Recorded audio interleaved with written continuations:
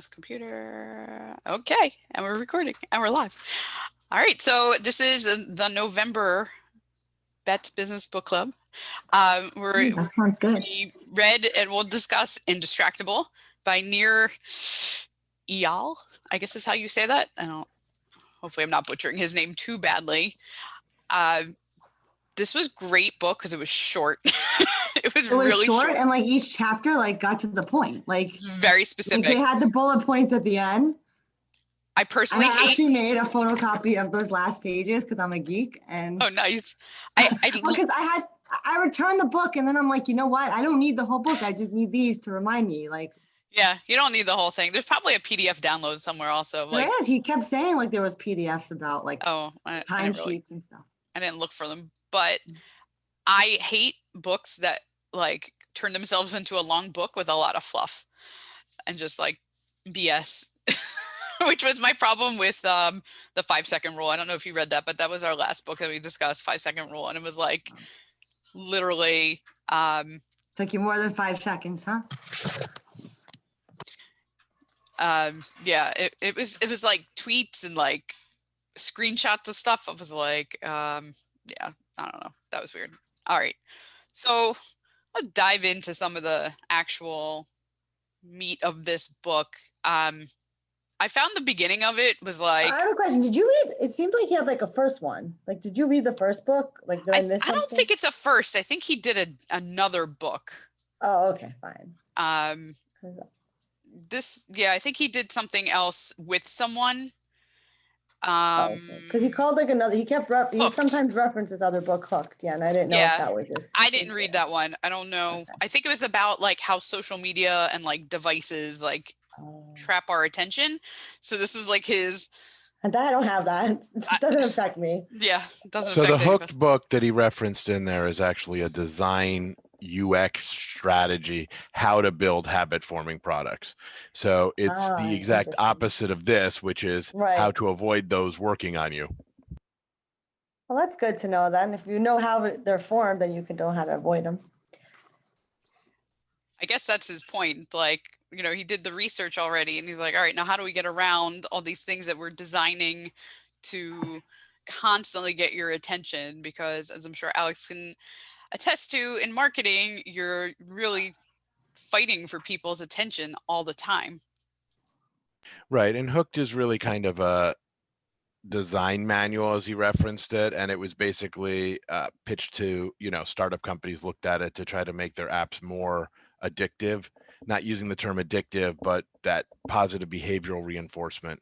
So this was, I thought, a very interesting, it's kind of a mea culpa, like I screwed up and made the world the worst place attitude, but it's really, I thought, a very intelligent approach to how do you engineer away from distraction and to stop making excuses that it's not the technology, it's much more fundamental. Yeah. Yeah, so I thought actually the beginning, like those first couple chapters where it was like talking about, why are you letting yourself be distracted? What are you distracting from? I was like, oh, this is some hard questions that I don't know that I want to answer. But, it's very telling, like, why are you distracting yourself? What are you distracting yourself from? Like, are you trying to avoid pain? Or, when you go on Facebook and you see what everyone else is doing, is it lighting up your brain or playing with your phone? And I thought that was a very interesting, place to start. It wasn't an easy, like, we're just going to blame the phone. We're just going to blame social media. It's like, well, what about you is allowing you, or how are you encouraging yourself to be distracted? Which I thought was interesting of how it started. I thought it was also interesting when he said about pain, like pain creates a discomfort, and like, it makes you think, like, you're right. Like, why are you? And like, usually the answer is because you're just not in the mood to do something. And it makes you deep down think, like, why are you not in the mood? Because that's hard and that's frustrating and you don't want to be dealing with that. And kind of like, it was just interesting, like, to like see it like that and not just like you're bad for procrastinating, but more like, let's figure out why. Yeah, I that's what I was saying. Like that beginning of that book, I was like, hard questions to ask yourself, real difficult truths of, you know, is accomplishing something on my to-do list, why would that be considered pain? Do I not want to do the work? Am I being lazy? Uh, really know how to, I didn't know how to get to that source of what is that distraction. Well, I thought what was interesting is you think pain, you're thinking your hand's on a flame, like a more acute pain, but any small amount of pain is enough to stop you from doing it. Like they gave the example of people boredom would shock themselves to avoid boredom. It's kind of like, people with mental illness like cutting themselves. You're like, why would you do that? It's like, but boredom's a really painful experience. And we immediately go and jump to do something to take away the pain of boredom. And I thought that was an interesting situation. Yeah, and it's funny because I know he talks about kids like towards the end of the book, but uh, when all of us were young, there was no internet, there was no TikTok, you didn't have all this stuff to just like endlessly entertain you, and you did have to deal with that. I'm bored, and I remember my parents were always like, "I don't want to hear you're bored. Like, go find something to do." Yeah. And it is something that I probably like. It's not good that kids aren't learning from that. How do I deal with this feeling of being boredom, which is kind of being translated in my brain as pain, and then I'm going and finding something to distract myself with. They have to learn how to cope with that.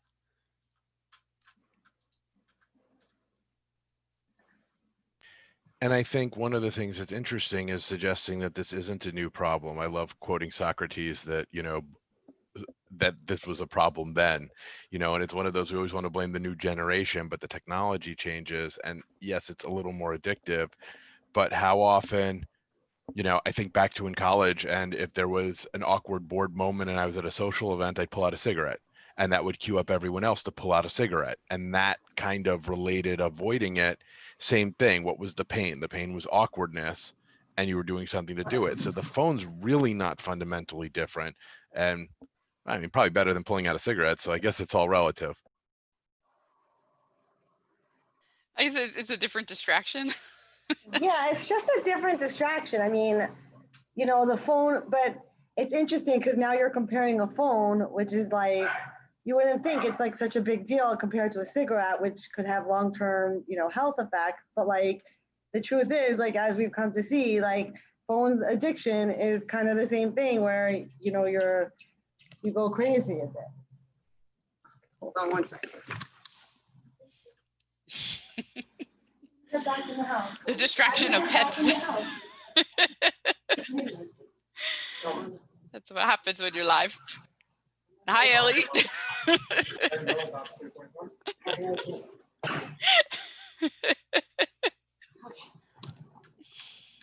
Sorry, I should like leave to like another house or another like office like you guys apparently did because I could tell you're not in the same house.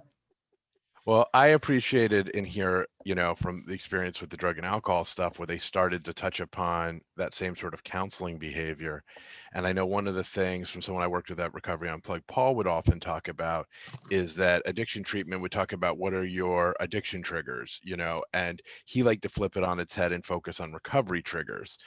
And I think I was thinking about that when I was reading that, because when I can't focus on a detailed project, I'm getting distracted. If I put music on, that often helps me, go and refocus. And whether it's throwing headsets or just throwing it on the home pod. And I thought that was just an interesting, if you approach it the same way as dealing with an addiction, it's really the same dopamine problem and it's the serotonin problem. So, it's not even necessarily addiction as what do you want to do and how do you get yourself to do what you want in the meta sense to do.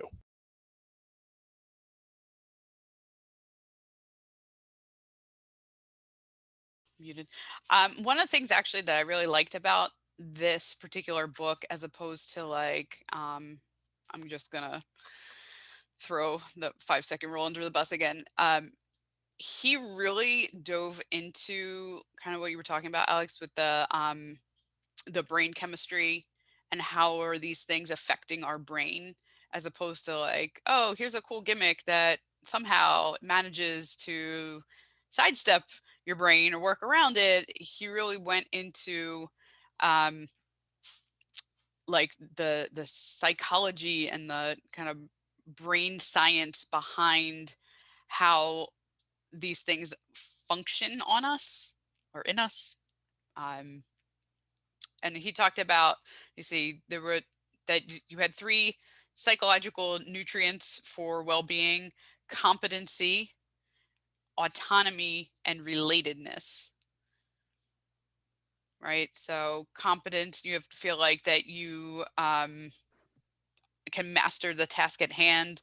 Autonomy, that you have some amount of self-determination and control of what you're doing. And relatedness, you're finding, like, you know, you go online, you find other people who are like-minded in whatever it is. I mean, you can find a group for anything, right? Like, you love cat memes, you can find a group for that. I don't know, name something, you'll find a group for it somewhere on the internet. So you're getting a little bit of that. Yeah, I actually like that whole idea too. And it was really, it made it more like relatable, like to understand like what is going on in your mind and how to like help you and you know, and I also like when he helped explain it using even like some personal examples. So it's like, you know, it got to the bottom and you realize that, getting back to your point about like making your own, like the decisions and all that is very, you know, you have to realize that the time is your time and that you have to use it wisely. And that was really good because, like, you know, more so when I got to the sections for the kids, but it really helped me. Like now when you have teenagers and you see like you can't just tell them what to do. Like my kids are like, you can't tell me what to do anymore. And I'm like, you're right. And like they have to make these decisions and realize it on their own. And Yeah, we're I mean, still realizing it now. we hope that we kind of prod them into the right right decision. them a little bit, but you know. You know, and I have an example. So Brock, our oldest son, who's in high school now, pretty athletic kid, at least, you know, for a dorky Jewish boy, fairly athletic. And they started doing conditioning for basketball. And he's like, I'm not good at basketball. I'm not playing. And I'm like, you know what? You really should. You need to. Like, he wants to swim. He wants to do other stuff. I'm like, go. You've done like really nothing for months. Like, go do something. And he's like, no, I'm not doing it. And then how did we kind of, like, we didn't make him do it, but Alex was like, well, if you don't want to go to practice at school, we'll just take away your phone, your computer, your Xbox, and then you'll have plenty of free time to do it on your own. And then suddenly he was willing to do it. And then what happened? He went, he did the exercise, he had the, you know, whatever good feelings you have from physical activity. And he was sore. He was very sore after the first couple of days. But then he was like, oh, I'm glad you made me do this. I want to go out for the team. I'm like, okay. So I guess, you know, we can like a little bit like still manipulate them and, you know, force them. We kind of like set up the external triggers. Well, right. I was just going to say you removed his external triggers. So then he had no choice but to get the task done. So that's exactly like, you know, what he would say to do. So you did it by the book. I particularly like some of the stuff on meeting etiquette because I know for myself, the more I structure my week, the more effective it is. And I know like if I have projects I hate doing, like I had one where I had to just rebuild 3 like Google Ads projects, and it's the most painful because it's all copying and pasting because of just a bad interface. And what I did is I blocked an hour of my time and it beeped on my computer and it's like, you have this coming up, and I went in and I did it and it moved on. And I also find like standing meetings are really effective, but they have to be short. And I think a no phone policy and the one laptop policy, like they talked about, I think was super important. You know, I'd have one person take notes and send out meeting notes from it. But if everyone's got their phone, they're taking text messages or doing whatever. That's when meetings become these meandering things with nothing done. So I think, you know, it's not they're bad. It's really what is the social expectation. Like he brought up the example of, you know, growing up and there was an ashtray in every room, even non-smokers, because people would come over. Now smokers don't smoke in their own home for the most part. Like you can change these cultural norms pretty quickly, but it requires an active effort to say, you know, it's not enough to say there's no phones at the dinner table. You need to create a process of putting the phones in a box away from the table, or, moving the charging cable to another room. And I think that, it's really important to have it not there, because that buzz or bing really makes you think there is something important, even though most of the time it's stupid. Yes, like adding on to that, I actually did implement some of that with the silencing of your apps, and like when I'm in a meeting, like I try to like the kids are like no phone, like they even know, like when we're doing work, put our phones in the other room, and it really gets everything done more quickly. And then you have time for the phones later when there's phone time. Like he actually plans the time to be on the phone, which is good too. That was something that I really liked, and I've previously done parts of what he talked about with the time blocking. Way back when I kind of first started this business book club, we did 4-hour work week. And one of the things that Tim Ferriss said was, you don't need to be accessible on email all the time. You don't need to be checking your email all the time. If you put up an autoresponder, it's like, I only check email twice a day, you will magically see that you get a lot less email, right? And he talks about that, like part of reducing your email, it's like, well, don't be in it, don't be sending it all the time, and it will magically reduce. But if you make time for these specific tasks, and you might say like, okay, well, I have a work day, right? My work day is 5-8 hours, whatever it is. Break it up even more, so this is like kind of what you were saying, Alex. If I know I have to get this particular thing done and it's scheduled and blocked, well, I'm just going to sit there and get it done. So it kind of it talks about it later. Pre-commitments is kind of what you're doing, because you're blocking off the time and you're saying, I'm going to do this thing at this time. And then because of consistency, right, which was what was consistency from? I forget which book that was. Influence. Influence, right?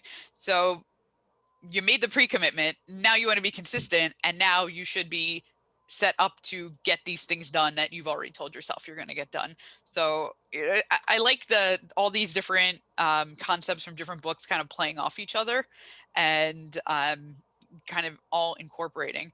But one thing that really struck me, and this is probably a mom thing, so Alicia, you probably maybe felt the same thing, where he says that you really need to schedule time for yourself, and that is Oh just my God. as Yeah. important, right? Because how many years go by as a mom when you're like, well, the kids need this, or the husband needs that, or the sisterhood club needs this, or this other thing needs that, or the soccer needs whatever, and you feel guilty. You're like, why am I taking this time for me?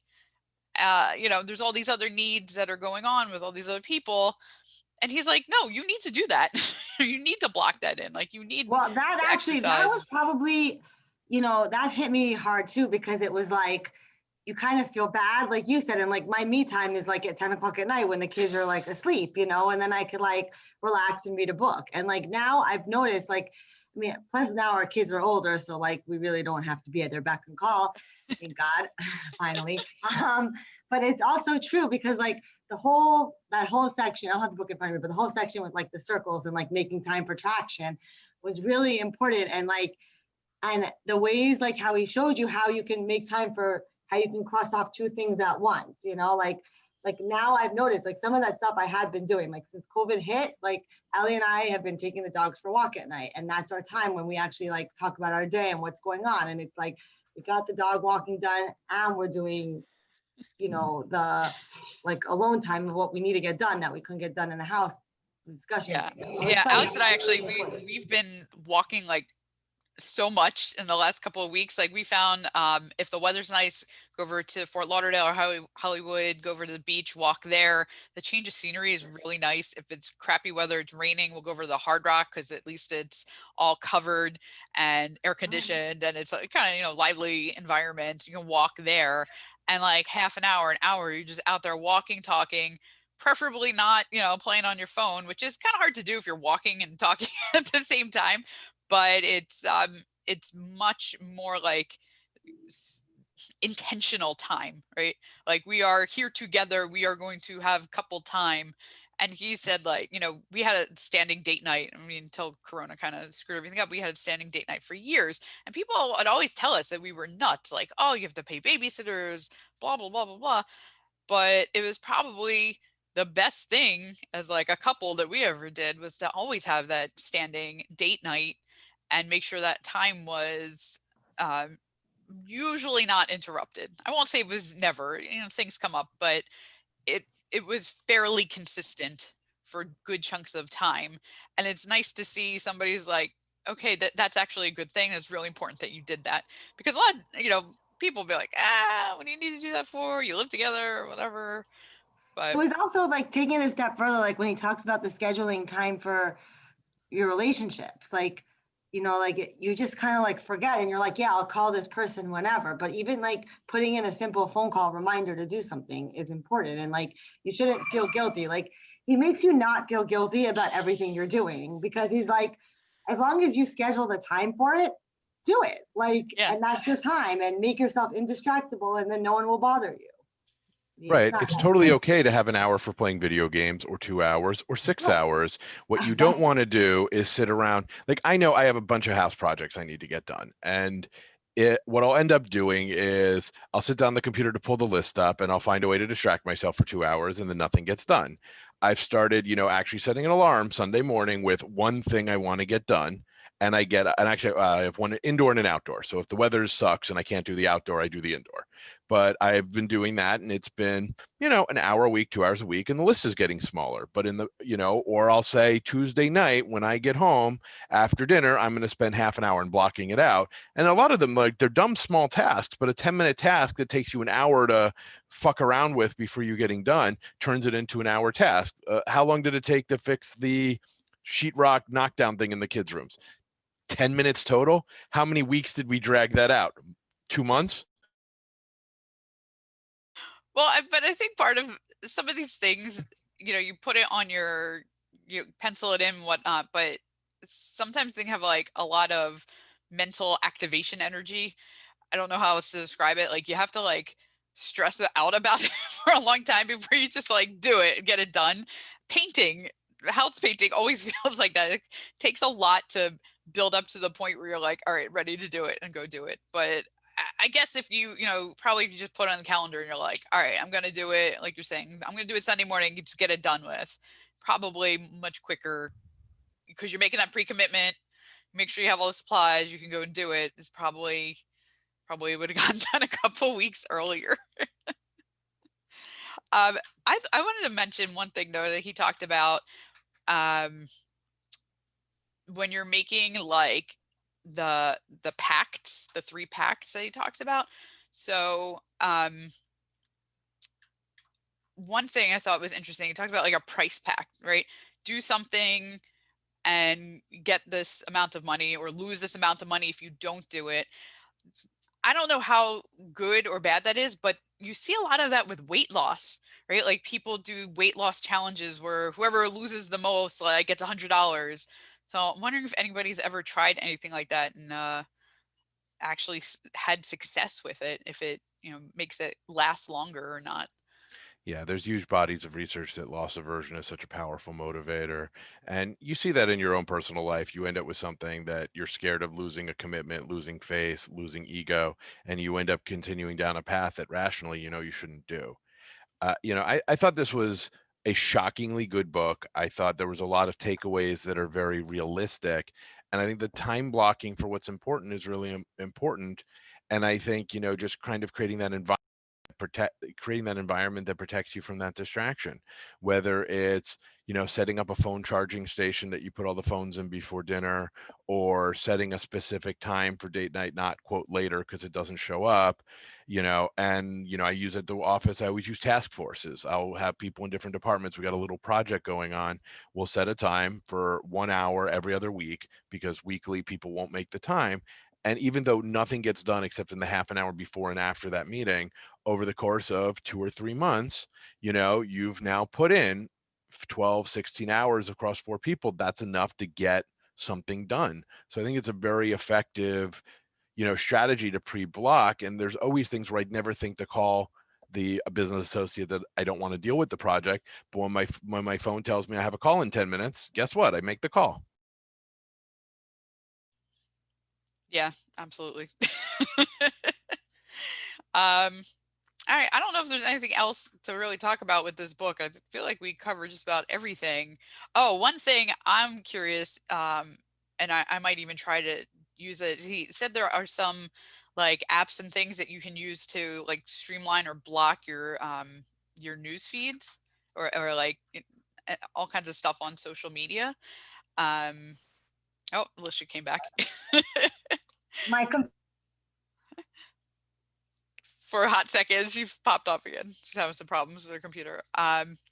So I mean, I've deleted stuff off my phone. I've turned off like binging and dinging and banners and all kinds of stuff for just about everything for the most part. But it is easy to get distracted when you're sitting, even when you're sitting on a computer, even if you had like that goal in mind, like, okay, I'm going to do, I time blocked, I'm going to go do it. But, oh, let me just check Facebook real quick. And I'm wondering if anybody's on the call would have used any of these apps to try to block it or streamline it, and if it works and if there's any success. So many people on. I don't know, Alex, if you've ever tried any of them. I haven't tried, but they're not a bad idea. It's always been seen, I've always seen it treated like a sort of a cop out, but it's not. It's a strategic way to do it. But I think one of the most interesting things I was thinking about is, I've run a bunch of CRM projects over the last couple of years, and one of the things is none of the sales reps will tell you they don't follow up enough. They all think they're really on the ball. But when you instead switch to a scheduled task, if they know they need to email in 2 days or call in 3 days or whatever, we know that's more effective. The close rate goes up and you see the impact of, and it's the scheduling.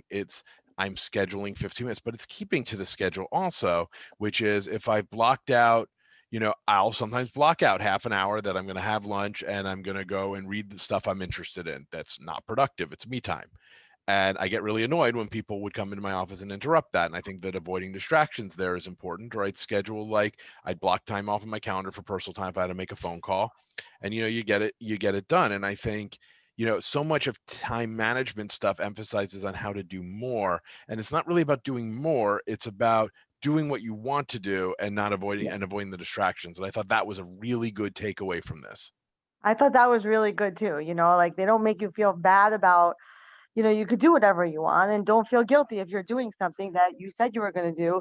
If somebody else wants your attention at that time, it's not their time. And like, it's okay. It's okay to say not now and have that time for yourself, whether it's doing something that seems important or doesn't seem important. If it's something that you want to do, then just, and you have the time for it, then do it.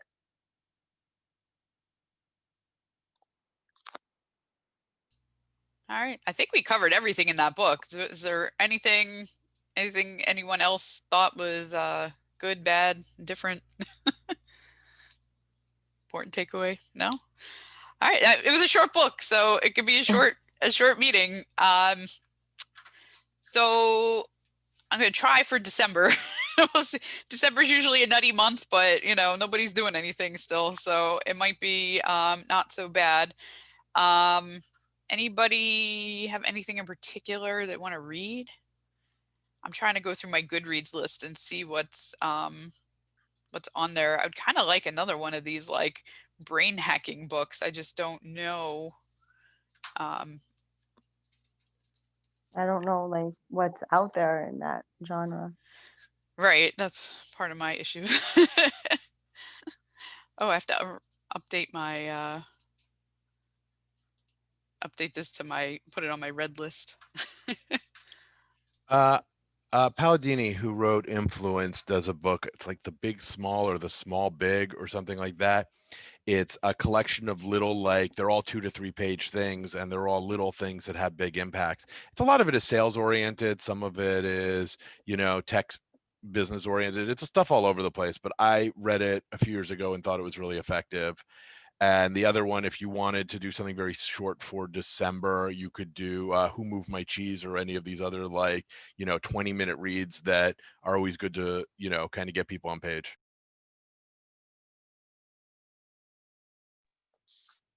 I'm just looking through Goodreads right now.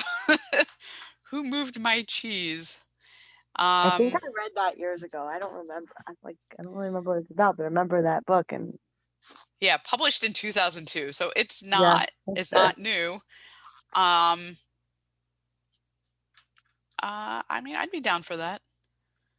Maze is where you look for what you want. The book's a 45-minute read, so it Yeah. should work well. All right, so let's declare it. Who Moved My Cheese is going to be the next book. Perfect. Awesome. This All was right, see good. everyone next month. All right, bye. Thank you for joining. Hi, Dad. My dad hopped on at some point, didn't say anything, but he's here. And thank you, Alicia. Thank you. Joining This in. was good. Sorry I came late. That's all right. You're okay. Make it next time. Sounds It'll good. help me too, trying to get my business moving back again. So Yep, that's why we do it.